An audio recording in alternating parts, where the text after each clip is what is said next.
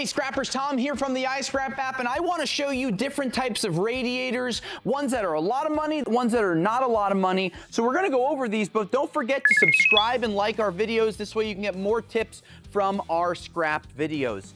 Now, in front of me, I have three different types of radiators. I'm going to go from the least expensive to the most expensive. This way I can show you how to make more money and have a basic idea what to do. So first and foremost, I have this aluminum car radiator in front of me. Now, if you sold this to the yard as is, you're gonna get a dirty aluminum radiator price. First and foremost, you take the magnet, it's not sticking, so that makes it simple. But my issue is these ends are plastic. So when you sell this to the scrapyard and they're plastic, they're gonna downgrade it. Now, would I clean it my scrapyard? Probably would, but why wouldn't you clean it as well, especially if you're like an auto shop or you deal with auto shops? So one really easy thing to do is to be able to get these, have 5 or 6 of them. This way you can make more money. And by removing these plastic tanks, on average, you're gonna increase your value by 70% because you're gonna upgrade it from a dirty aluminum to a clean sheet aluminum. Now, the next type of radiator we're going to talk about is going to be one coming out of an air conditioner.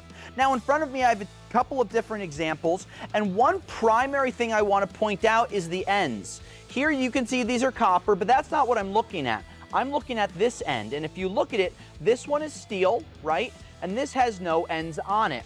Now, if you sold this to the scrapyard just like it is, you'll get a clean aluminum copper radiator price. But I know a lot of you are going to say, Tom, I want to cut these little nubs off. You're certainly allowed to do that. If you did have 5, 6, 10 of these that you saved up and you cut these nubs off, it is not going to downgrade your price on your clean aluminum copper radiator. So think about that. You can, it might be half a pound, but if you have 10 of them, that's 5 pounds, $3 per pound, it could be $15. Now, while you're out there cutting these apart, how do we clean them to make more money? Because on average, when you cut the steel off of this, you're gonna make 30% more money on them. Not only can you cut the steel off, you can then sell the scrapyard the steel end with the copper attached, or you can go and take the copper off just like you would have in this scenario. So here, my advice is either using a reciprocating saw or a bandsaw. A bandsaw is really great, especially a small handheld one, because it has a really fine blade. And think about doing woodworking. You can make little grooves with a bandsaw, right? Here, what you want to do is keep that cut line as close as you can to this steel. This way you're leaving the aluminum on there and you're only getting rid of the steel, so you have a clean radiator like this one. Again, by upgrading this, 30% more money. Now we go back to the auto rad section, and this is a brass auto radiator off of a truck, off of an old vehicle. And when you have these radiators, there's not a lot to clean on these, but I will point out things that you can clean on these. You do not have to cut these tanks off unless they're steel. Now this one doesn't stick, so you don't have to cut this one off. But sometimes they have a steel strip, and you can see that this customer cut this off by this little nub attached. There are steel strips that go along the sides that you want to cut off, and by cutting that steel strip off, you'll easily increase your value by 15 to 20% because now it's a clean brass radiator.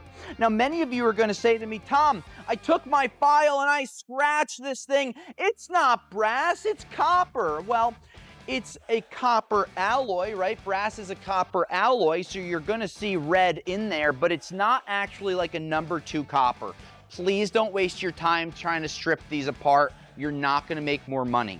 But you are going to make more money when you remove the steel. Sometimes these brass ones have plastic on the sides as well. And you always want to make sure that when you're removing any of the tanks, you do it over a bucket, because very often there's coolant left over in the tanks that run through the radiator. And I can't tell you how many times I've bought them in scrap and had Freon or oil drip all over me. Not a fun thing to do and not a clean way to work. Last piece of advice, use gloves when dealing with radiators. Freon, oil, and dirt. Think about it. They're cleaning, filtering things out, so you always want to protect yourself. So hopefully this shows you how you can make more money with different types of radiators. We're not talking cast iron radiators. That's on another video. So don't forget to like and subscribe to our videos and page. And until next time, I'll scrap you later.